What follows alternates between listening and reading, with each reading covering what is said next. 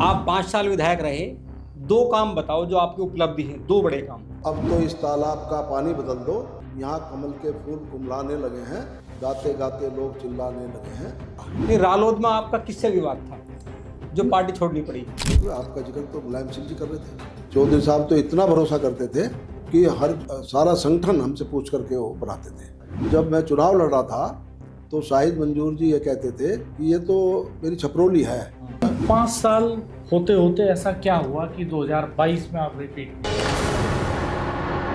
देखिए, पहले जिन लोगों का इस पर कब्जा रहा हमसे पहले, जो लोग विधायक रहे, जिनका हो रहा, वो केवल एक वर्ग के लिए काम करते रहे, अपने समाज के लिए केवल काम किया उन्होंने। पूरे क्षेत्र को उन्होंने ध्यान ही नहीं दिया। पूरे क्षेत्र में जब मैं समाजवादी पार्टी से चुनाव लड़ रहा था, मुझे एक मुसलमान की वोट मिली, एक। और 2014 से फिर हम 17 तक 100% हम भाजपाई हो गए थे। कि काली नदी हमारे यहाँ बहुत, उससे बड़ी कैंसर से ऐसी घातक बीमारियां हैं जो किठौर विधानसभा के लगभग 22-23 गांवों को प्रभावित करती है। उन्होंने कहा कि साहब यहाँ तो गुर्जरों की संख्या ज़्यादा है, टिकट किसी गुर्जर नेता का होना चाहिए। जो ये कहते हैं ना, ये कहते हैं 25,000 के लगभग गुर्जर समाज है हमारा यहाँ। लोग पूरे गाँव को अपनी बिरादरी बता देते हैं। सब त्यागी समाज के कितने लोग? त्यागी समाज के 35,000, लेकिन मेरा जो लोग त्यागी से 36 का आंकड़ा है। एक चिंगारी कहीं से ढूंढ लाओ दोस्तों, इस दिए में तेल से भीगी हुई बाती तो है। इस अब नदी तो इस की धार से ठंडी हवा आती इस नदी की धार में ठंडी हवा आती तो है। नाव जर्जर ही सही पहलों से टकराती तो है। विधायक जी, 2022 का जो चुनाव था विधानसभा का, उसमें हार के आप क्या वजह मानते हैं? बीजेपी के कौन ऐसे लोग हैं जो आपका विरोध करते हैं? वो बड़े लोग हैं, ये तो समझे, काफ़ी बड़े लोग हैं। आपको लगता है कि जब 2027 के चुनाव के लिए प्रत्याशी तय किया जाएगा तो सबसे टॉप पे आपका नाम होगा? वहाँ से अभी एक पंचायत हुई, ब्लॉक प्रमुख रहे माशरा के देवेंद्र गुजर, उन्होंने कभी ब्लॉक प्रमुख कोई देवेंद्र प्रमुख तो अपनी निजी पंचायत थी, वो अपनी निजी पंचायत ऐलान उसमें हमें चुनाव लड़ाया जाए। कुछ लोग ऐसे हैं जो राजनीति को दबाव बना के ब्लैकमेलिंग करना चाहते हैं और जो जनता के बीच में कभी जाते नहीं। बहुत लोग आते हैं, मौसमी लोग हैं, जिनको जो है, जिनको करना धरना कुछ नहीं है, केवल टिकट मांगना है। तो हम तो सेवा करते हैं, जनता के सेवक हैं, जनता के बीच में रहते हैं। हम तो घर फूंक तमाशा देखने वाले राजनीतिक हैं। विधायक रहते एक बार आपके ऊपर हमला हो गया,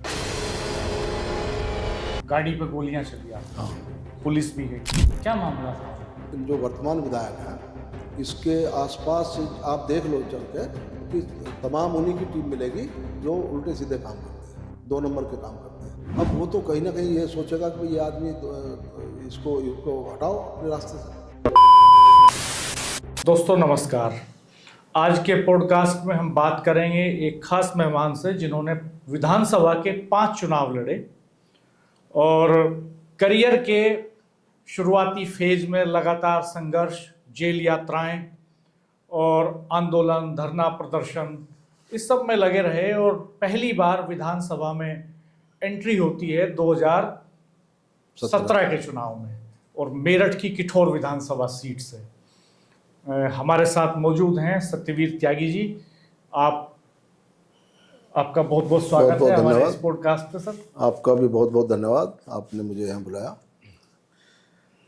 आपके छात्र जीवन से शुरू करते हैं। आपका गांव वजीलपुर, जी जी, जहाँ आप जन्मे एक किसान परिवार में, जी जी, वहाँ से करियर शुरू किया आपने और जब आप 12वीं करके ग्रेजुएशन कर रहे थे, उसी वक्त जेपी आंदोलन पीक पर था। जी जी, बिल्कुल। साहिबाबाद के कॉलेज में आप पढ़ रहे थे, जहाँ तक मुझे याद है, LR कॉलेज में। तो आप जेपी आंदोलन में कूद गए पढ़ाई लिखाई छोड़ के? जी जी जी, मैं जेपी आंदोलन से 75 से ही जुड़ गया था। मेरी उम्र बहुत कम थी और उस वक्त मैं LR कॉलेज में का स्टूडेंट था, लाजपत राय कॉलेज साहिबाबाद। उसके बाद में जयप्रकाश जी का आंदोलन बहुत जोर पे था और छात्रों में ऐसा जोश था। मैं तो बहुत कम उम्र का ही था, लेकिन जो उस वक्त इंदिरा गांधी को हटाने के लिए कांग्रेस सरकार के खिलाफ एक जो गुस्सा था, क्योंकि संजय गांधी जी के रहते हुए इंदिरा गांधी जी ने इस तरह के कई जो काम कर दिए थे वो समाज हित में नहीं थे, और बड़े बड़े नेताओं को उन्होंने जो जेल में डाला, और उसके बाद सारे नेता जब जेल से आए तो उनमें बहुत गुस्सा था, और जयप्रकाश जी के आंदोलन से उस गुस्से को और हवा मिली। और हम पश्चिमी उत्तर प्रदेश में तो बड़े शख्सियत थी, चौधरी चरण सिंह जी, उनका नेतृत्व था। उधर समाजवादी भी सब मिल गए थे, तो राजनारायण जी वगैरह सब BLD बनी थी, उसमें सब लोग साथ थे। तो ये सारे उसमें मैंने तो अपने बिल्कुल इसका गवाह हूँ मैं, है उस वक्त का जो भी घटनाक्रम हुआ उसको मैंने बहुत नज़दीक से, और मैंने उसको खुद उसमें शामिल होकर के देखा है। उस वक्त के सक्रिय नेताओं में वहाँ सत्यपाल मलिक, केसी त्यागी, राजेंद्र चौधरी जी जी, जो इस समय समाजवादी हाँ, जो पार्टी छात्र में। नेता थे उस वक्त। तो वो उनके किस्से बताइए उस वक्त के कुछ, कि किस तरह का माहौल था, किस तरह की पॉलिटिक्स चल रही थी उस वक्त। तो छात्रों में ये लोग जगह जगह लोगों को जो है ये समझाने का प्रयास कर रहे थे कि भाई ये जो इंदिरा गांधी की सरकार है इसको उखाड़ने के लिए, और सब लोग जत्था बनाओ, और जत्थे में जो है जेल भरो आंदोलन चल रहा था। मतलब खुद अपनी मर्जी से लोग गिरफ्तारी दे रहे थे। और उसमें जो पहला जत्था जाने वाला था गाजियाबाद से, घंटाघर पे हम लोग नारे लगाते थे, इंदिरा गांधी मुर्दाबाद, कांग्रेस मुर्दाबाद, कांग्रेस हटाओ देश बचाओ, JP लोहिया डोल रहे हैं, JP लोहिया, अटल बिहारी हैं, इन सब के नारे लगते थे। तो उसके नारे के साथ में हम लोग जो है गिरफ्तारी, हमारे जो पॉलिटिकल जो साथी थे, जो हमारे नेता थे, उन्होंने बाकायदा जत्था बनाए थे कि पहले जत्थे में ये लोग जाएंगे, दूसरे में जाएंगे, तीसरे में जाएंगे, इस तरह से रोज़ गिरफ्तारियाँ होती थी। तो पहले जत्थे में जब मैं गया तो हमारे तमाम जो नेता थे उस वक्त के नेतृत्व करने वाले, उसमें सतपाल मलिक भी थे, राजेंद्र चौधरी, केसी त्यागी, और भी कई साथी हमारे ऐसे थे। उन्होंने कहा कि तुम्हारी उम्र कम है, तुम यहीं अंडरग्राउंड काम करना है तुम्हें। तो हमें ये काम दिया कि एक पेपर निकलता था उस वक्त, जन अखबार, उसको हम बांटते थे पूरे गाजियाबाद में। उस वक्त गौरी शंकर राय सांसद होते थे, वो भी वहीं शरण लिए हुए थे।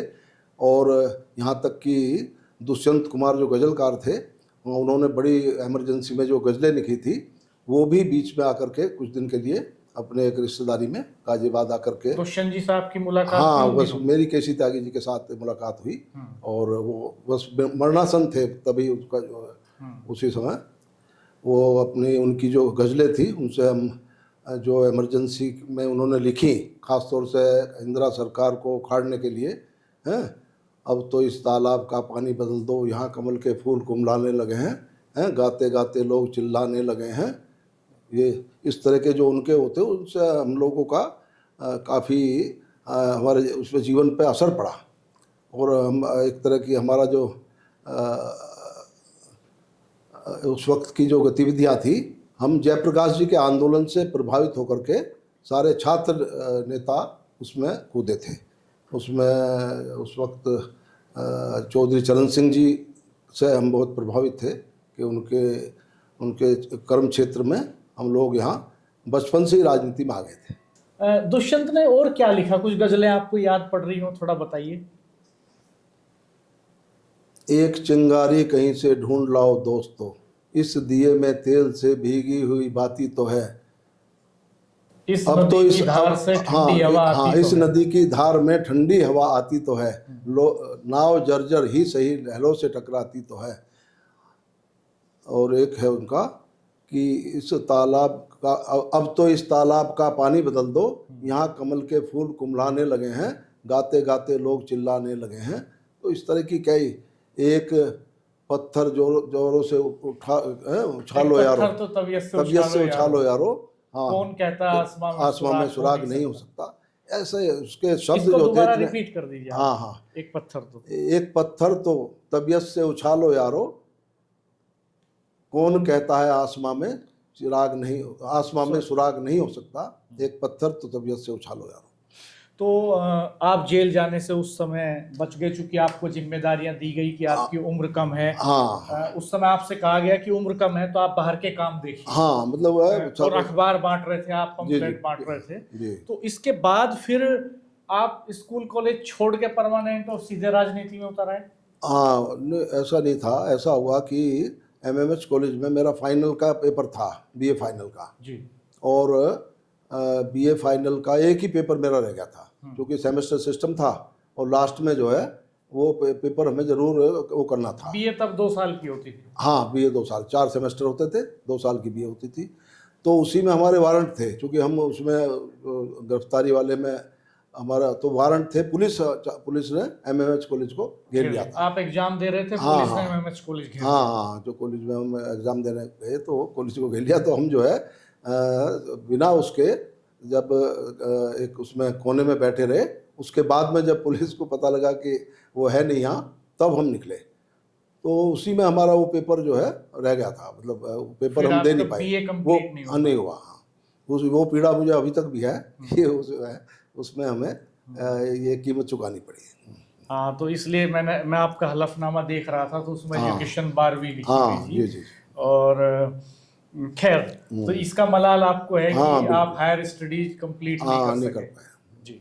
हालांकि उस वक्त प्रोविजनल एडमिशन हो जाते थे। मैंने एमए में भी एडमिशन लिया, एमएमएच कॉलेज में। लेकिन जब रिजल्ट आ जाता था तो वो फिर जो है उसमें आगे पढ़ाई नहीं कर सकता था। जी। तो वहाँ से आप पार्टियों की राजनीति में आए। हाँ, उसके बाद में मैं बीएलडी, और उसके बाद चौधरी साहब वाली पार्टी, उसके बाद में जो जनता पार्टी का गठन हुआ, तो मैं जनता पार्टी के यूथ विंग में सबसे पहले मुझे राजेंद्र चौधरी प्रदेश अध्यक्ष थे और केसी त्यागी राष्ट्रीय महामंत्री थे। तो और आप उन्होंने, गाजियाबाद के जिला हाँ, अध्यक्ष। मुझे गाजियाबाद का जिला अध्यक्ष, पहले उपाध्यक्ष बनाया, फिर दो तीन महीने बाद मुझे जिला अध्यक्ष बना दिया। क्योंकि एक्टिव थे तो उस वक्त बहुत सक्रिय थे और जुनूनी सक्रिय थे, मतलब कितनी जुनून था। उम्र रही होगी आपकी उस वक्त? उम्र तो मेरी 22-23 साल की, 24 22 साल की उम्र में आप एक पार्टी के हाँ, 22-23 यूथ विंग के बिल्कुल, जिला बिल्कुल। अध्यक्ष हो गए। हाँ, जी जी। उसके बाद फिर कैसे सफर आगे बढ़ा? और उसके बाद में फिर चौधरी साहब का यहाँ सारा नेतृत्व था, उनके नेतृत्व में हम काम करते रहे। फिर हमने सोचा 80 में पार्टी का विभाजन हुआ है, 79-80 में। तो विभाजन चौधरी चरण सिंह जी और राजनारायण जी के बीच में, कुछ लोगों ने बीच में जो है दोनों के मतभेद पैदा करा दिए। वो ये कहा जाता था कि राजनारायण जी चौधरी साहब के हनुमान हैं। हाँ हाँ हाँ, बिल्कुल। और फिर बाद में दोनों में मतभेद हो गए। हाँ, तो राजनारायण जी चौधरी साहब को हराने के लिए बागपत तक हाँ, पहुंच गए चुनाव बागपत, लड़ने। जी जी जी। तो 80 में फिर मैंने नहीं, वो तो 82 की बात है, राजनारायण जी के चुनाव लड़ा। उससे पहले मैं 80 का चुनाव, विधानसभा के चुनाव थे, तो 80 का वाला चुनाव फिर मैंने खरकोदा से लड़ा था, राजनारायण जी, जनता इस राजनारायण के जी। तो तब 2 पार्टियां हो गई, विभाजन हो गया। तो एक धड़ा जो राजनारायण जी वाला था, जी जी, तो उन्होंने आपको अपनी पार्टी से टिकट दिया। बिल्कुल। और चौधरी साहब की पार्टी से त्रिलोक त्यागी थे आपके सामने। हाँ, बिल्कुल। जनता इस चरण सिंह, जनता इस राजनारायण, तो ये 2 पार्टियां थी। और कांग्रेस से दामोदर शर्मा थे। तो उस चुनाव को जीत गए दामोदर शर्मा। हाँ, उस चुनाव को, चूंकि संजय गांधी की हत्या हो गई थी, संजय गांधी की डेथ हो गई थी उसमें, प्लेन क्रैश हुआ। हाँ जी जी, प्लेन क्रैश हुआ था, तो उसकी वजह से पूरी लहर हो गई थी कांग्रेस की। और एक सेंटीमेंट काम, हाँ, सेंटीमेंट काम कर रहा था। तो ये पहला चुनाव था हमारा। और उसके बाद हम लगातार फिर राजनारायण जी के आप बहुत करीब रहे। हाँ जी जी। तो राजनारायण जी के बारे में कुछ बताइए। उनका अंदाज अद्भुत था। एक बार मैंने सुना कि वो अलग अलग तरह से प्रदर्शन करने में माहिर थे। हाँ, अपनी बात मीडिया में वो रखने के एक्सपर्ट थे। बहुत। मुझे एक बार पूर्व विधायक हैं नरेंद्र सिंह जी, छपरोली से बारे में रहे, उन्होंने मुझे बताया कि राजनारायण जी उस इलेक्शन में जो चौधरी साहब के खिलाफ लड़ रहे थे, उनके गांव में पहुंचे और पूरा मीडिया उनके साथ था। और वो अचानक से लेट गए। उन्होंने कहा कि मेरी पिटाई हुई है, मुझ पे हमला हो गया है। और वो तस्वीर अगले दिन सारे अखबारों में छपी। तो राजनारायण जी एक्सपर्ट थे कि मीडिया में कैसे मुद्दा बनाने, मुद्दा बनाने में। बिल्कुल। तो आपको भी सिखाया उन्होंने मुद्दा बनाना? हाँ, बिल्कुल। मैं तो जब तक भाजपा में नहीं था, उससे पहले जो है काफी उनका प्रभाव रहा। आप खरखोदा से चुनाव हारने के बाद अपने गांव चले गए। जी जी। ग्राम प्रधान हो गए निर्विरोध। हाँ, नहीं, निर्विरोध नहीं, चुनाव हो गया था। चुनाव हुआ। पहले निर्विरोध तय कर लिया था, लेकिन 1-2 लोग होते हैं जो बोले कि भाई नहीं, चुनाव होगा, क्योंकि वो चाह रहे थे कि ये हट जाए तो हम चुनाव लड़ लें। तो फिर चुनाव हुआ और 2 उम्मीदवार और थे मेरे खिलाफ। एक को 50 वोट मिले, एक को 25-30 वोट मिले। लगभग मैं एक तरफा चुनाव हुआ, वन साइड वन साइडेड। लेकिन वन साइडेड आपने 5 साल नहीं चलाई। ना, मैं तो केवल 2 साल के बाद में मैंने कुछ वहाँ काम किए। वहाँ के जो सेक्रेटरी थे, पटवारी थे, एक वहाँ का ये गन्ने का होता है कामदार था, इनको सबको बुला के मैंने मीटिंग ली। मैंने कहा कि कोई भी काम जो है बिना आपको कोई पैसा नहीं लेना और काम बिल्कुल कंप्लीट होना चाहिए, जैसे पहले होता रहा ऐसे नहीं होना चाहिए। तो वो सब मेरे खिलाफ गोलबंद हो गए। और मैंने वहाँ पट्टे की ज़मीन थी, सबसे पहले तो वो मैंने उसको बांट दिया लोगों में। उसके बाद में सबसे हमारे परिवार में ही कुछ लोगों ने एलएमसी की ज़मीन कब्जा रखी थी। हाँ, जो तो मैंने उन्हें बुला के भी कहा, हालांकि वो बहुत बुरा माने उसमें। उन्होंने कहा कि भाई हमने तो प्रधान बनाया था और हमारी ज़मीन को तुम खाली करा रहे हो। तो मैंने उसको 15 दिन का समय दे दिया कि भाई मैं अपने से शुरू करूँगा और पहले जो है आपको ज़मीन खाली करनी पड़ेगी। और उसके बाद में उन्होंने बोलना बंद कर दिया। तो इस तरह से मैंने जो है वहाँ जो काम करने थे वो मैंने 5 साल के काम 2-2.5 साल में करके और मैंने रिजाइन कर दिया। और इस बीच में ही ये हुआ कि जो उप प्रधान था उसको मैंने चार्ज दे के फिर 1-1.5 साल बाद दोबारा चुनाव हुआ।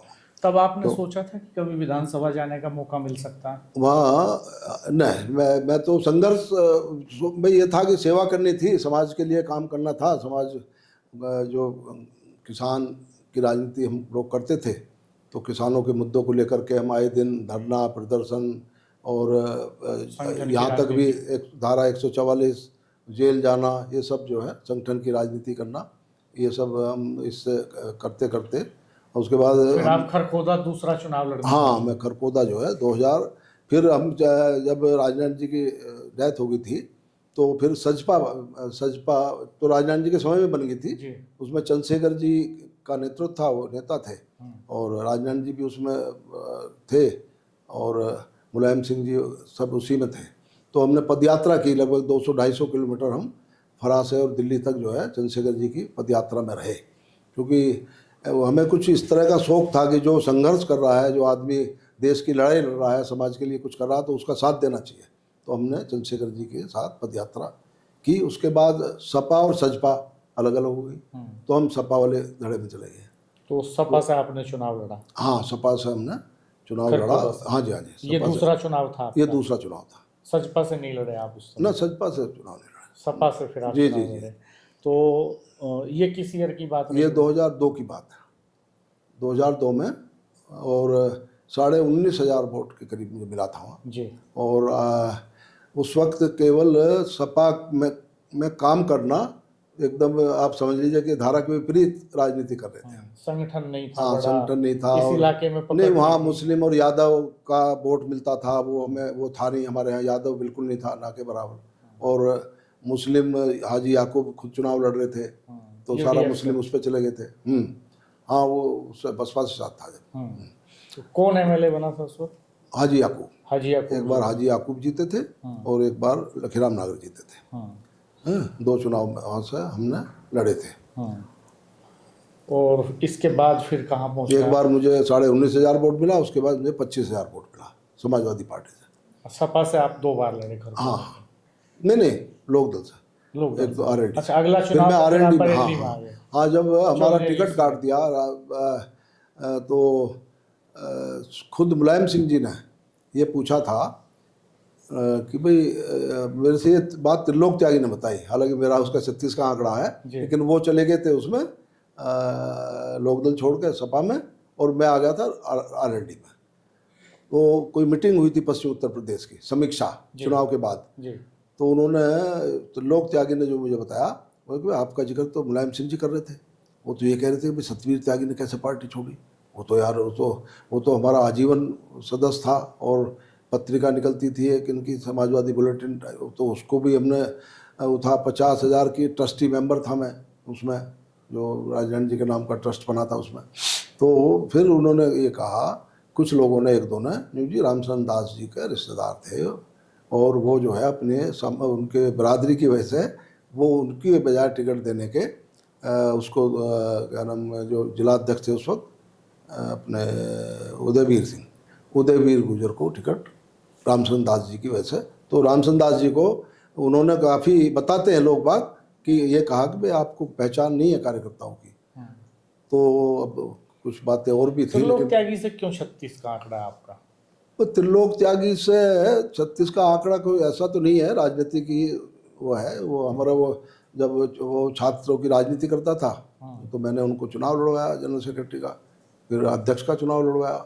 लेकिन उसके बाद में हम लोग एक उस राजनीति में दूसरी धारा की राजनीति करते थे और वो दूसरी तरह करते थे। इस छात्र जीवन से ही हमारा उनका वो रहा, क्योंकि हम भी पार्टी से लड़ रहे थे, वो भी पार्टी से लड़ रहे थे, तो उसमें कोई इस तरह का मतभेद नहीं है हमारा। लेकिन यह है कि भाई जब चुनाव लड़ते हैं तो अपनी पार्टी की बात करेंगे ना, हम तो अपनी पार्टी की, अपने विचारों की, अपने सिद्धांतों की।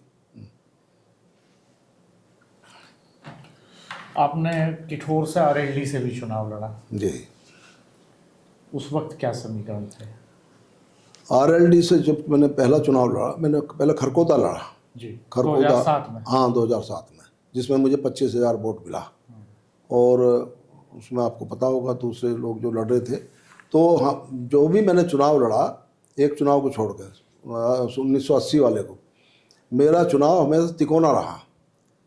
और वो बाद में आके जो है, जब लगता था कि यार तो इसको एक्स्ट्रा वोट नहीं मिल रहा, कोई अपना दूसरी समाज का वोट नहीं मिल रहा, लेकिन जो मैंने चुनाव लड़े उसमें मैंने सर्व समाज का वोट लिया, सर्व समाज का। और आप समझो कि धारा के विपरीत राजनीति करते हुए भी हमने जो है उस वक्त 25,000 वोट हमें मिला बीएलडी से जी, और आरएलडी से। आरएलडी से। और आरएलडी से जब मुझे पूरे पश्चिमी उत्तर प्रदेश में केवल 2 आदमियों को वोट मिला था, मेरे से थोड़ा सा कम मिला था जो एमपी हैं वहाँ से अपना मुंशीराम। ना मुंशीराम को मिला नहीं था, तो वो लड़े थे। वो भी वो जब मैं अध्यक्ष, उसके बाद में आरएलडी ने मुझे अध्यक्ष बनाया पश्चिमी उत्तर प्रदेश का, बुला करके बनाया कि भाई आप बहुत बढ़िया चुनाव लड़े और सबसे ज़्यादा वोट आपको मिला है। और हम जो है आपको, जब समीक्षा हुई तो उन्होंने, चौधरी अजीत सिंह ने मेरे पे बड़ा भरोसा वो करते थे। और उस वक्त अनुराधा भी हमारी पार्टी में थी और जयंत जी भी सक्रिय थे, तो हमें जो है उन्होंने पश्चिम उत्तर प्रदेश का अध्यक्ष बना करके, और उस वक्त आप समझो कि चौधरी साहब तो इतना भरोसा करते थे कि हर सारा संगठन हमसे पूछ करके वो बनाते थे।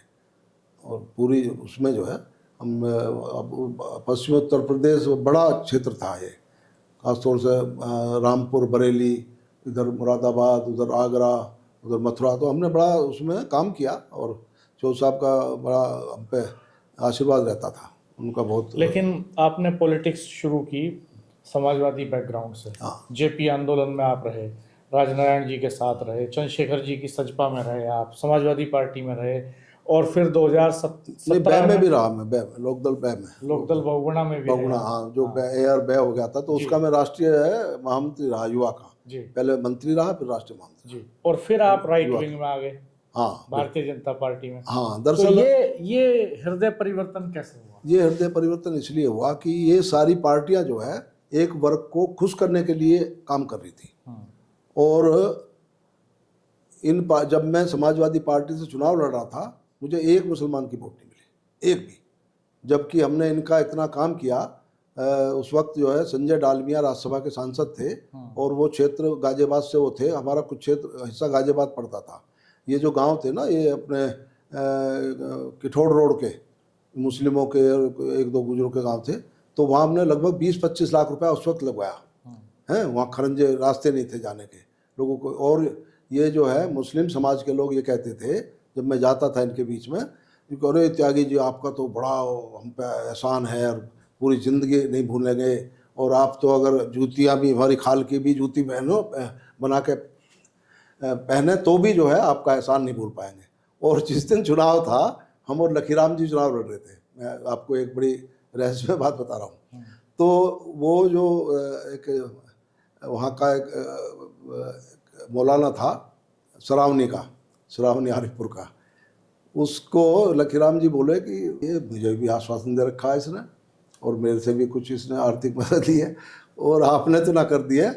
तो मेरी हंसी छूट गई, मैं कहा ये तो। और वो हाजी याकूब के लिए उसने वो बना रखा था, और उसको जो है लगातार उसके वो बना रहा था, आधार कार्ड बना के, आधार उसकी मोहर लगा के जो है और वोट डलवा रहा था, मतलब फर्जी वोट डलवा रहा था, जबकि उनके लिए अपने जो है 20-25 लाख रुपए काम किए। तो ये आहिस्ते आहिस्ते ये तमाम चीज़ें इकट्ठी होती चली गई। हमने सोचा कि यार ये पार्टियां जो है, यहाँ हिंदुत्व की बात कोई करने वाला नहीं है इसमें। जब कोई बात आती है देखो, मैं चौधरी साहब से इस मामले में बड़ा प्रभावित था, वो आर्य समाजी थे, वो उन्होंने कभी इस तरह की बात नहीं की कि हिंदू मुस्लिम की। और लेकिन इन पार्टियों में जो ये देखा हमने कि इसको वो साथ तो इनका देते नहीं, केवल इनका इस्तेमाल करते थे। अब जैसे यही मदनी साहब थे, चौधरी साहब ने इन्हें राज्यसभा भेजा और वो छोड़ के चले गए जब कोई मामले की बात आई। इसी तरह से कई लोगों को बड़े बड़े पद दिए, लेकिन मुझे नहीं लगता ये लोग जो है केवल इस्तेमाल करने के लिए आते थे और इन्होंने कोई पार्टी का भला। बीजेपी में ज्वाइनिंग कैसे हुई? बीजेपी में मुझे एक हमारे रिश्तेदार थे ब्रजभूषण बीबी त्यागी, जो है वहाँ के, और एक उनके यहाँ फंक्शन था तो राजनाथ जी उसमें आए थे, राष्ट्रीय अध्यक्ष थे राजनाथ जी।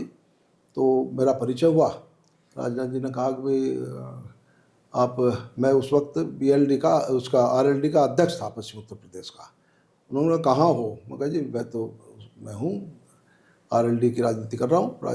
अरे तो आओ, हमारे साथ आओ। तो उनसे मैं जो है प्रभावित हुआ और राजनाथ जी में मैंने देखा कि ये आदमी जो है, और उस वक्त अध्यक्ष रहते हुए बहुत उनमें अट्रैक्टिव जो पर्सनैलिटी थी, मैं उनसे प्रभावित होकर के। टिकट कैसे मिला फिर आपको 17 में?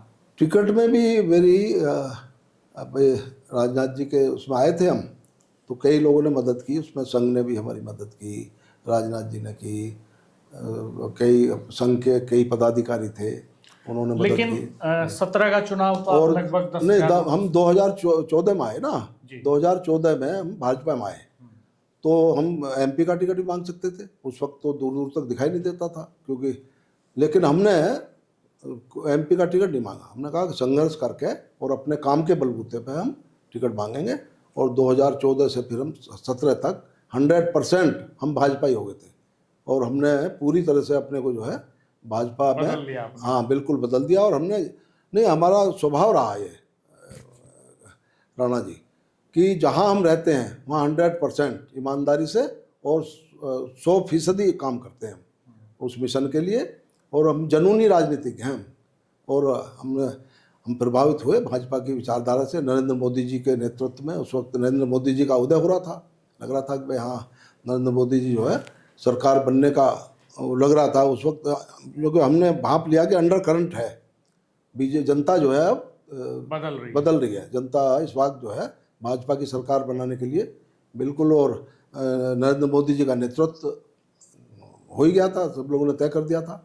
तो निश्चित तौर पे नरेंद्र मोदी जी का करिश्माई व्यक्तित्व और उनका नेतृत्व और राजनाथ जी का जो राष्ट्रीय अध्यक्ष थे उनके कहने से हम लगभग 10,000 वोटों से जीत दर्ज किया आपने। हाँ, लगभग 10,000। 3 बार के लगातार के विधायक समाजवादी पार्टी से शायद मंजूर होने। हाँ, जो कि मंत्री भी रहे, तीनों बार मंत्री रहे, 2 बार मंत्री रहे, उनके पिताजी 4 बार MLA रहे। तो राजनीतिक स्थापित परिवार रहा है। और इसका जब मैं चुनाव लड़ रहा था तो शाहिद मंजूर जी ये कहते थे कि ये तो मेरी छपरोली है। तो उस जनता का आशीर्वाद और हमारे पार्टी ने हमें टिकट दिया, नेताओं का आशीर्वाद और आप सब लोगों का सहयोग से हमने जो है वो चुनाव जीता। वो ऐसा, क्योंकि ये सोच नहीं सकता था कि चुनाव हार सकता है, तो उसको उस वक्त जो है बड़ा आशीर्वाद ऊपर वाले का हम पे रहा कि हमें जो है लोगों ने। लेकिन 5 साल होते होते ऐसा क्या हुआ कि 2022 में आप रिपीट नहीं हो पाए? हाँ, 5 साल होते होते ये हुआ कि एक तो हम जो काम और कराना चाहते थे, कुछ काम रह गए थे, क्योंकि 2 साल कोरोना रहा, केवल हमें 3 साल के लगभग हम विधायक रहे, और 3 साल में हमने इतने काम कराए कि जो 25 साल में वहाँ काम नहीं हुए थे। आप देखेंगे कि हमारा जो है डार्क जोन था पूरा क्षेत्र। मैं जब जाता था क्षेत्र में तो लोग मेरे से ये कहते थे कि आप हमारे तो ट्यूबवेल के कनेक्शन नहीं हो रहे, हमारी तो फसल सूख जाती है, दूसरा किसान हमें जो है पानी नहीं देते। तो मैंने वो बात दिमाग में रखी कि जब मौका मिलेगा इस डार्क जोन के मामले को मैं ज़रूर जो है, सरकार बनेगी तो उसमें उठाने का काम करूँगा। और एक जो है बड़ा मामला ये था कि काली नदी हमारे यहाँ बहुत, उससे बड़ी कैंसर से ऐसी बहुत घातक related है। बीमारियां हैं जो किठौर विधानसभा के लगभग 22-23 गांव को प्रभावित करती है, लगभग बल्कि ज़्यादा को भी। और जब मैं जाता था तो लोग यही कहते थे कि हमारे यहाँ तो पानी बड़ा ख़राब है, ये है। तो इन सब चीज़ों का मैं दिमाग में बैठाए हुए था। उसके बाद जितना भी विकास सड़कों का हमारे समय में हुआ, कोई गांव ऐसा नहीं है भाई साहब, 148 गांव है हमारे यहाँ से कि जहाँ हमारा बोर्ड ना लगा हो, जहाँ हमने विकास के काम न कराए हो। हाँ, ये ज़रूर है कि भाई जो 2 साल की हमारी निधि थी और 2 साल का वो था, वो तो सब उसमें कोरोना के भेंट चढ़ गया। हमने जो पार्टी ने हमें काम दिया, जो सरकार ने जो निधि का पैसा जो कोरोना काल में लोगों की सेवा में लगाना था, उसमें हमने लगाया। लेकिन काली नदी की सूरत तो बदली नहीं हो, तो अभी भी वैसे। नहीं, काली नदी की तो इसलिए नहीं बदली कि काली नदी का मामला हमने विधानसभा में उठाया था, माननीय मुख्यमंत्री जी के समक्ष रखा था और उसमें काम भी शुरू हुआ था लगभग 20 किलोमीटर तक। लेकिन कुछ अधिकारियों ने पता नहीं क्या उनके दिमाग में थी, एक एनजीओ है कोई रमनकांत त्यागी जो चलाते हैं, वो हमारा भाई है हालांकि, उसकी कोई, उन्होंने जो है इसको विभाजित कर दिया, पूर्वी काली नदी और पश्चिमी काली नदी। तो ये हमारा हिस्सा जो है पूर्वी काली नदी उनको बता दिया। मुझे तो, मैंने जो सवाल किया था, मैंने जो उठाया था प्रश्न, वो केवल जो है काली नदी का उठाया था, और काली नदी तो हम इसी को मानते थे। तो उन्होंने पश्चिमी काली नदी की तरफ अपना जो है सारा बजट उधर लगवा करके, कुछ लोगों ने, अब पता नहीं उस वक्त क्या रहा है, तो जो है उसका हिंडन का और उसकी सफाई वफाई कराने का काम हुआ। जबकि वो पैसा अगर इधर लगता तो उसका बड़ा कई गाँव को, पूरे क्षेत्र को जो है लाभ हो सकता था। एक शाहजहांपुर में मंडी की समस्या है, हाँ, वो भी हमने आम उठाया की था। बेल्ट है, लेकिन वो बनी नहीं मंडी आज वो तक। हमने उस वक्त उठाया था, पूरा मुद्दा उठाया था शाहजहाँपुर की मंडी का, जो ज़मीन भी एक्वायर होने की बात हो गई थी, लेकिन वहाँ फिर ज़मीन वालों ने मना कर दिया था कि भाई यहाँ ज़मीन जो है उपलब्ध नहीं है। किठौर विधानसभा की बात वो भी करें, मामला हमने उठाया था, उसमें जो है ना, हाँ, किठौर मंडी वाला। विधानसभा की बात करें तो उस पूरे इलाके में उस तरह का विकास दिखाई नहीं देता जैसा कैंट में, शहर में, दक्षिण में दिखाई देता है। वो एकदम ना कोई इंडस्ट्री दरअसल लगी वहाँ, मैं- ना मैं- कोई हाँ, ना जी। कोई कॉलेज, मेडिकल कॉलेज वगैरह खुले, कोई इंजीनियरिंग कॉलेज नहीं खुले।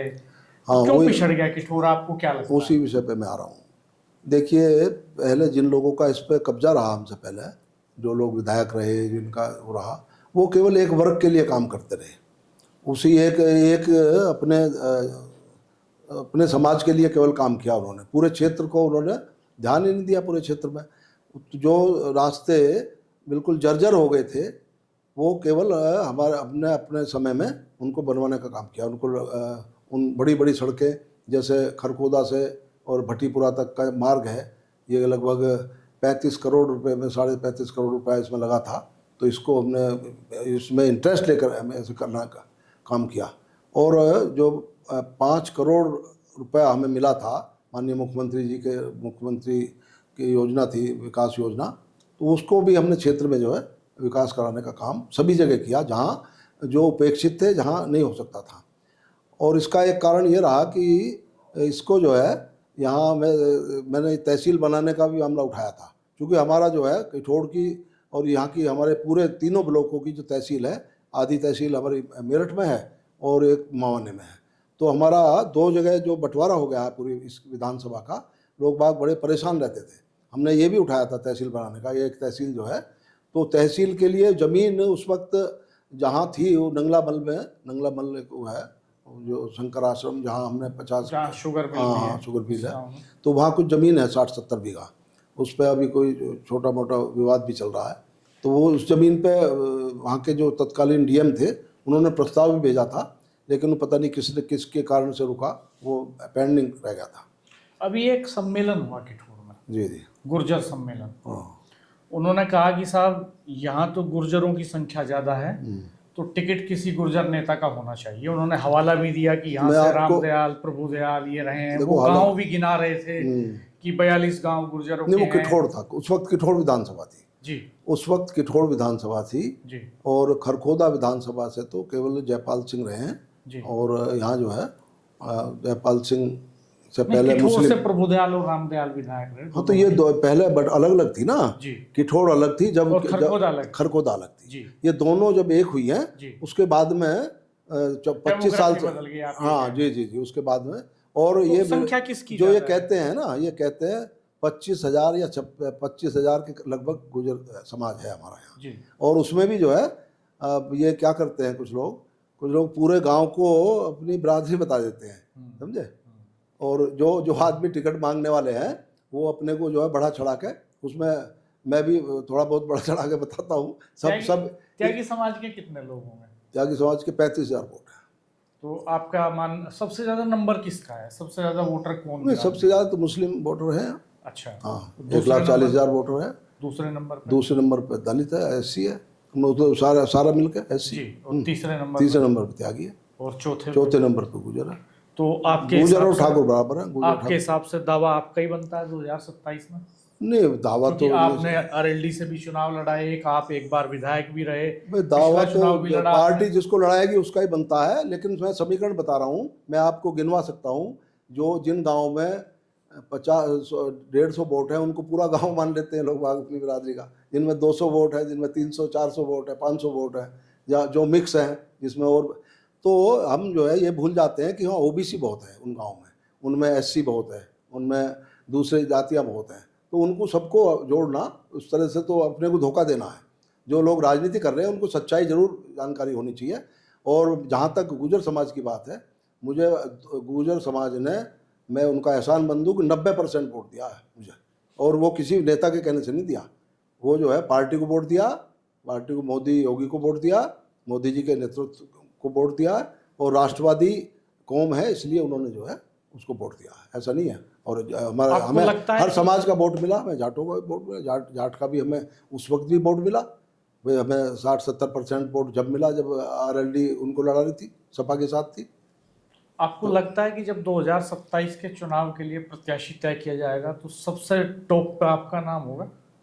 ये तो देखो पार्टी का शीर्ष नेतृत्व तय करेगा, लेकिन हम तो लगे हैं। और कौन कौन दावेदार हैं आपके? मुझे नहीं पता कौन कौन दावेदार है। हमने सुना है कि बीच में कई बार वहां से अभी एक पंचायत हुई, ब्लॉक प्रमुख रहे माशरा के देवेंद्र गुजर, उन्होंने नहीं, कभी ब्लॉक प्रमुख कोई देवेंद्र प्रमुख, उसकी पत्नी 6 महीने के लिए प्रमुख रही थी। और ये भी कहना गलत है कि उस पंचायत, वो तो अपनी निजी पंचायत थी, वो अपनी निजी पंचायत, उन्होंने ऐलान कर दिया कि हमें चुनाव लड़ाया जाए। हाँ, तो ये तो वही बताएगा कि भाई क्या, तो ये तो इसका जवाब तो देवेंद्र गुजर से लो। बीच में ये भी सवाल आता है कि साहब जो मेरठ दक्षिण से विधायक हैं सोमेन तोमर जी, जो प्रदेश सरकार में मंत्री भी हैं, वो शिफ्ट हो सकते हैं किठोर? अब ये तो सब आगे के उसकी बात है, सब एक कल्पना है। अभी क्या हो सकता, क्यों होंगे से उनको वहाँ क्षेत्र उनका अच्छा है, क्यों होंगे से? कई बार ये इस पार्टी में अपनी मर्जी से तो कुछ होता नहीं, ये तो पार्टी का शीर्ष नेतृत्व जो तय करता है वो। कई बार ये चर्चा भी आती है कि जो वेस्ट यूपी अध्यक्ष रहे अश्वनी त्यागी जी MLC हैं, तो उनका टाइम MLC का पूरा होने को है, तो वो भी दावेदारी करेंगे कि ठोस से मैदान में उतर सकते हैं। अब इसका भी अश्वनी त्यागी बता सकते हैं, इसका मैं कह सकता हूँ। आपने कुछ प्रिडिक्शन तो किया होगा कि जब आप लड़ते हैं तो आप तो कुछ आंदोलन से निकले, मैं किसी का नाम तो नहीं ले रहा, लेकिन कुछ लोग ऐसे हैं जो राजनीति को दबाव बना के ब्लैकमेलिंग करना चाहते हैं, और जो जनता के बीच में कभी जाते नहीं, और केवल जो है मैनेजमेंट में लगे रहते हैं। कुछ इस तरह के लोग हैं। अब मैं क्या बताऊं, आपको सब पता है, मेरे से ज़्यादा जानकारी तो आपको है। नहीं, हम तो राजनीति में नहीं है, आपका एक अनुभव है, आपकी समझ है, और आप 5 चुनाव लड़ चुके हैं, तो जाहिर सी बात है कि आपका नेटवर्क बहुत स्ट्रॉन्ग है, आपके पास सूचनाएं भी पुख्ता होंगी और ज़्यादा भी होंगी, जाहिर सी बात। तो पार्टी में 1 नहीं, 2 नहीं, 3 नहीं, 4-4, 5-5 सर्वे होते हैं जी। और सर्वे के आधार पर जो है हमारे नेतृत्व नीचे से, हमारे यहाँ नीचे के कार्यकर्ता तक पूछा जाता है कि भाई यहाँ कौन चुनाव जीत सकता है, कौन चुनाव अच्छा लड़ सकता है। और इसी तरह से पहले चुनाव में भी हुआ।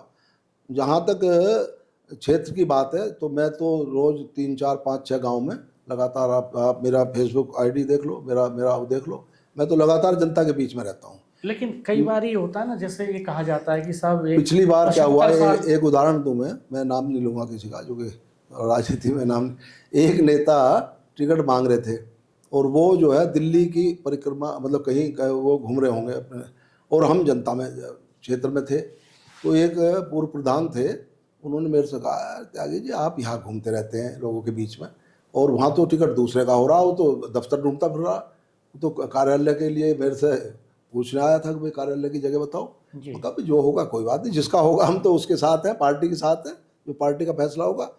तो इस तरह से बहुत लोग आते हैं, मौसमी लोग हैं, जिनको जो है, जिनको करना धरना कुछ नहीं है, केवल टिकट मांगना है। तो हम तो सेवा करते हैं, जनता के सेवक हैं, जनता के बीच में रहते हैं, और नेताओं का आशीर्वाद हमारे साथ है। कोई एज फैक्टर तो नहीं आ रहा है, जैसे 75 साल की पॉलिसी बताई जाती है बीजेपी में, तो उस दायरे में तो नहीं आ? अब जो भी ऊपर की पॉलिसी तय होगी पार्टी की, जो भी। क्या आप चाहेंगे कि परिवार की कोई अगली पीढ़ी को राजनीति में उतार दें? नहीं, मैं नहीं चाहूँगा, लेकिन कोई जो काम करना चाहेगा इनको फ्री है भाई, काम को सबका अधिकार है काम करने का है। मैं मेरे कहने से थोड़ी होगा ये, तो ये है कि भाई जिसको जनता पसंद करेगी और जिसको नेतृत्व पसंद करेगा, ये तो समय बताएगा। जनता में एक ये परसेप्शन रहता है कि नेताओं की संपत्ति बहुत बढ़ती है, आपकी कितनी बड़ी विधायक बनने? हमारी तो घटी है, बड़ी कहाँ घट गई आपकी संपत्ति? हाँ, हमारी तो जो जमा था भाई, हम तो घर फूक तमाशा देखने वाले राजनीतिक हैं। आपने देखा होगा, कोई एक भी आदमी मुझे दिखा दो आप भाई, अब जो कोई विरोध करने के लिए कहने लगे बात अलग है, एक भी कोई आदमी बता दो इतने बड़े राजनीतिक जीवन में कोई किसी के साथ बेईमानी करी हो, किसी के साथ किसी से रिश्वत ली हो, कोई ये कह सकता हो कि मुझे जो है इसने मेरी गाड़ी में अपनी गाड़ी में डीजल डलवाने के लिए मेरे से पैसा लिया हो, दूसरे की गाड़ी में बैठा हो। मैं तो भाई साहब, घर वाले हमारे संपन्न हैं और घर वाले हमें खर्चा देते हैं पूरी तरह से। मुझे 33,000 कुल वो मिलती है पेंशन, जो एक हफ्ते का खर्चा है हमारा। अब आप लगा लो, तो हमने कभी लूट मार की नहीं, आपको पता ही है, पूरी खुली किताब की तरह हमारा जीवन रहा। विधायक रहते एक बार आपके ऊपर हमला हो गया। हाँ जी, हाँ जी। गाड़ी पे गोलियां चली आपकी, हाँ, पुलिस भी गई, क्या मामला था वो? मामला ऐसा है, हमारा जो ये किठौड़ विधानसभा क्षेत्र है, ये अपराधियों का क्षेत्र है। मैं अपराधियों के खिलाफ शुरू से रहा हूँ। मैंने कई अपराधियों को पकड़वाया भी, मैंने कई अपराधियों के खिलाफ जो है रिपोर्ट कराई, और वहीं कुछ अपराधी थे जिन्होंने उस वक्त वो किया, उस वक्त पकड़े भी गए थे कुछ लोग। अच्छा, काफ़ी खतरा उठाना पड़ा? नहीं, देखो मैं अब नाम नहीं लेना चाहता, लेकिन जो वर्तमान विधायक हैं, इसके आसपास से आप देख लो चल के कि तमाम उन्हीं की टीम मिलेगी जो उल्टे सीधे काम करते हैं, 2 नंबर के काम करते हैं। जो आदमी 2 नंबर का काम करेगा, जो अपराध प्रवृत्ति में उसमें संलग्न होगा, अब वो तो कहीं ना कहीं ये सोचेगा कि भाई ये आदमी इसको हटाओ अपने रास्ते से। तो ये हमारा क्षेत्र बहुत क्रिमिनल क्षेत्र है। यहाँ कट्टे यहाँ सप्लाई होते थे, समझो, हमने बंद कराए। यहाँ जितने पशुओं का कटान होता था, यहाँ जो है ट्रांसफार्मर, ये आपके बिजली के मोटर, बिजली के ये सब चोरी होते थे। सब हमारे समय में योगी जी की सरकार आई तो ये सब बंद हुए।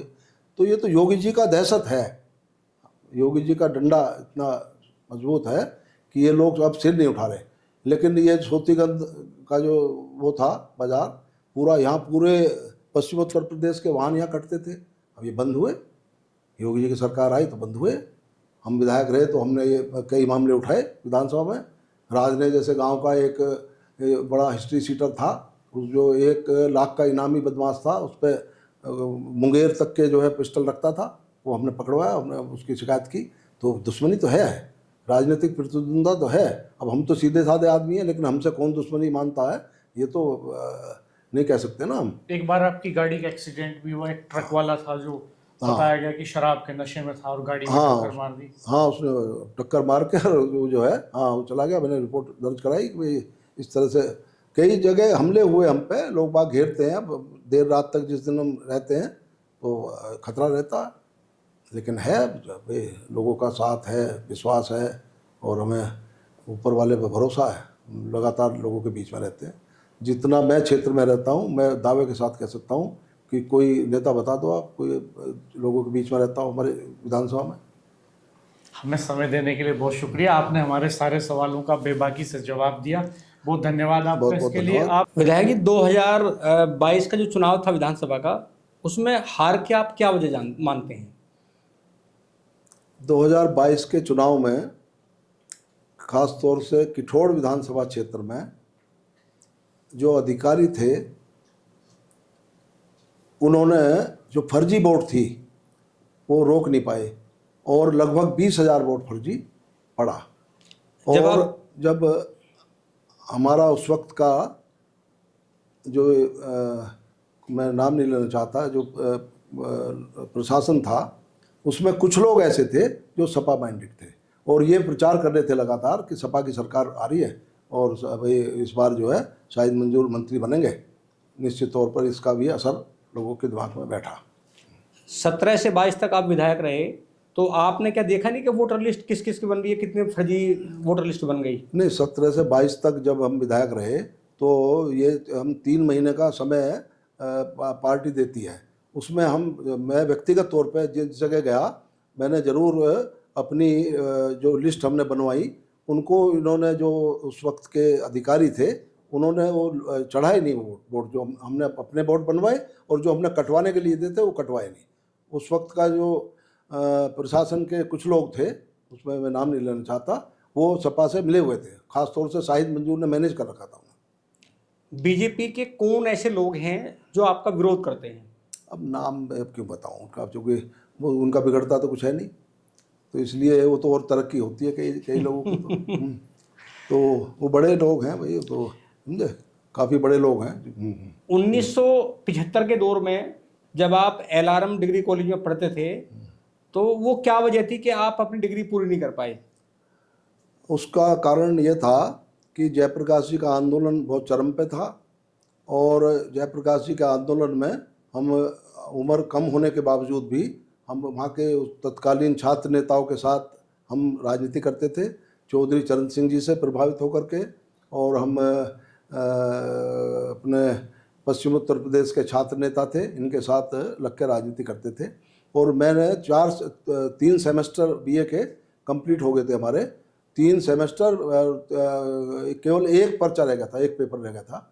जब मैं वो पेपर देने गया तो मेरे वारंट थे और एमरजेंसी लग गई थी। एमरजेंसी में हमें गिरफ्तार करने के लिए पूरे MMS कॉलेज को पुलिस चप्पे चप्पे को ढूंढ रही थी, मुझे भी और कई लोग और भी थे ऐसे जिनके वारंट थे, तो हम जो है उसमें अपनी जान बचा करके वहाँ से निकले और पेपर हमें छोड़ना पड़ा। आप 5 साल विधायक रहे, 2 काम बताओ जो आपकी उपलब्धि है, 2 बड़े काम। देखो, एक तो सबसे बड़ा काम हुआ है हमारे यहाँ कि हमारा क्षेत्र डार्क जोन में था, पूरे तीनों ब्लॉक डार्क जोन में थे किठौर विधानसभा क्षेत्र के उस वक्त। और जब मैं जाता था क्षेत्र में तो लोग ट्यूबवेल के कनेक्शन ना होने की बात करते थे कि 25 साल से कनेक्शन नहीं हुए। और शाहिद मंजूर जब मंत्री थे, विधायक और मंत्री बने, तो इन्होंने केवल कुछ मुस्लिम लोगों के कनेक्शन जो विधायक के होते थे कोटा, 1-2 जो कनेक्शन करा सकते, उनके कनेक्शन कराने का काम किया। आम आदमी जो हमारा दूसरे समाज के लोग थे वो बड़े तरस रहते थे। तो डार्क जोन के मामले को मैंने उठाया माननीय मुख्यमंत्री जी के सामने। मुख्यमंत्री जी को धन्यवाद करता हूँ मैं, आदरणीय योगी आदित्यनाथ जी को, जिन्होंने गंभीरता से पूरे प्रदेश का डार्क जोन ख़त्म करके और पूरे प्रदेश में किसानों के कनेक्शन फ्री करने का काम किया। दूसरा काम मेरा था कि 17 गांव के बेनामे बंद थे और जो गंगा एक्सप्रेस हाईवे की जो अलाइनमेंट हो गया था, जो नेट पे चढ़ गया था, वो हुआ था हाजीपुर, घोसीपुर, अलीपुर, उसमें ख़ास तौर से मुस्लिम समाज के गांव थे और जहां कमेले चलते थे। मुस्लिम समाज के गांव से मुझे कोई दिक्कत नहीं, लेकिन कमेले जहां चलते थे और जहां लगातार जो ज़मीन बिल्कुल सड़ गई थी, उसकी कीमत जो भूमाफिया थे उसमें लगे हुए थे।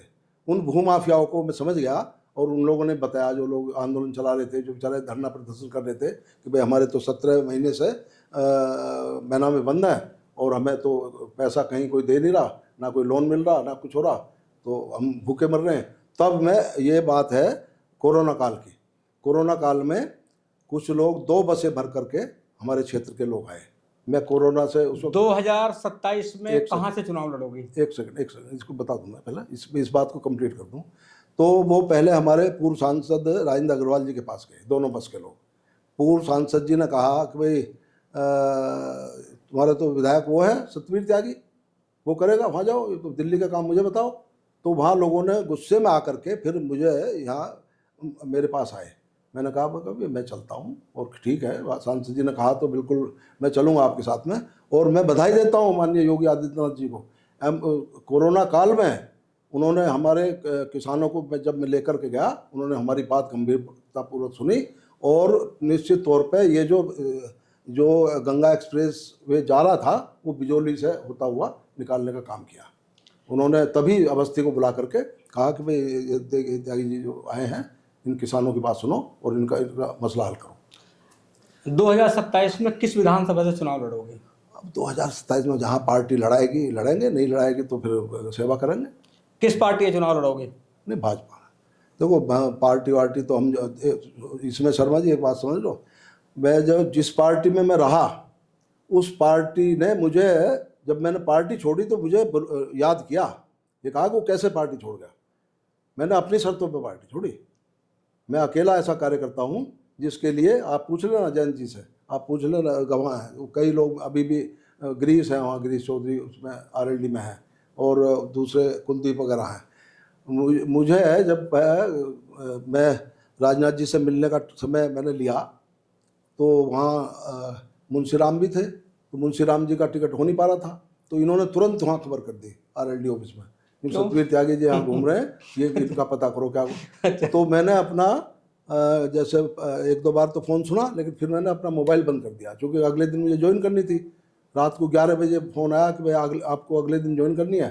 तो पूरे सारे लोगों को ये दुख हुआ कि भाई ये इस तरह का कार्यकर्ता जो इतना काम करता है, जो वो क्यों पार्टी छोड़ रहा है। नहीं, रालोद में आपका किससे विवाद था जो पार्टी छोड़नी पड़ी? नहीं, रालोद में मेरा किससे विवाद नहीं था, लेकिन मेरा जो त्रिलोक त्यागी से 36 का आंकड़ा है, त्रिलोक त्यागी की सुगबुगाहट मैंने समझ ली थी कि ये वहाँ जा रहा। भाई बात यह है कि मैं राष्ट्रीय महासचिव था, अब त्रिलोक त्यागी जब आए तो कुछ ना कुछ तो वो ऐसा कोई ना कोई बात तो डील तो हुई होगी उनसे। तो त्रिलोक त्यागी से हमारी वैसे ऐसी कोई बात नहीं, मिलते हैं हेलो हेलो, कोई अच्छी बात है, लेकिन राजनीतिक प्रतिद्वंदता शुरू से ही है छात्र जीवन से। अच्छा, क्या वजह रही पहले छात्र जीवन में, क्या वजह रही थी लोक त्यागी जी का? वजह कुछ नहीं रही, वजह तो इस तरह की वजह कुछ नहीं रहती। बस ये है कि वैसे तो हम जब मिलते हैं तो बहुत प्रेम पूर्वक मिलते हैं, मगर उनके और हमारे विचार नहीं मिलते, बस वजह ही है। 2027 का चुनाव है, विधानसभा का चुनाव। बहुत सारे आप पे ये आरोप लगाते हैं बहुत सारे लोग किठौर विधानसभा के कि विधायक जी कम आते हैं। कम आते हैं? मैं अभी आपको अपने फेसबुक पेज दिखा दूंगा, कोई दिन नहीं जाता, कोई दिन ऐसा नहीं जाता कि जिस दिन मैं 4-5 गांव में ना जाता हूं। कोई मौत ऐसी बता दो कोई हुई हो कि जहां मैं ना गया हूं, जिसमें समझे, जिसके उसमें परिवार में मैंने जाके जो है उसको ढाढ़स ना बताया हो, उसको सांत्वना ना दी हो उस परिवार को। और मैं तो आर्थिक मदद भी करता हूं लोगों की, जो गरीब लोग हैं। मैं तो जो विधवा पेंशन वाली जो योजना हमारी चल रही है, बहुत लोग कार्यकर्ता नहीं जानते, काम नहीं करते, मैं जाकर के पटवारी को, तहसीलदार को, SDM को फ़ोन करता हूँ तुरंत, वो इनको जो है इनका कराइए। जो भी योजनाएं चल रही हैं केंद्र सरकार की और प्रदेश सरकार की, उनको जाके इम्प्लीमेंट कराने का काम सबसे ज़्यादा अगर किया है तो हमने किया अपने विधानसभा क्षेत्र। 2017 से लेकर 2022 तक आप विधायक रहे, तो ऐसे कितने सत्र हुए जहां आप जा नहीं पाए, आपने छोड़ दिए विधानसभा? बस केवल एक सत्र हुआ, मेरे पिताजी एक्सपायर हो गए थे। पिताजी के एक्सपायर होने की वजह से मुझे 13 दिन वहाँ रहना पड़ा। मैं बड़ा बेटा था उनका, है, तो मैं अपने पिताजी से बहुत प्रभावित था और उनका उसमें मैं नहीं जा पाया। आप अपने चाहने वालों से एक बार अपील कर दीजिए कि वो हमारे चैनल को सब्सक्राइब करें, इसको हाँ, देखें, बिल्कुल, और शेयर करें। पक्का। बहुत बहुत धन्यवाद आपको।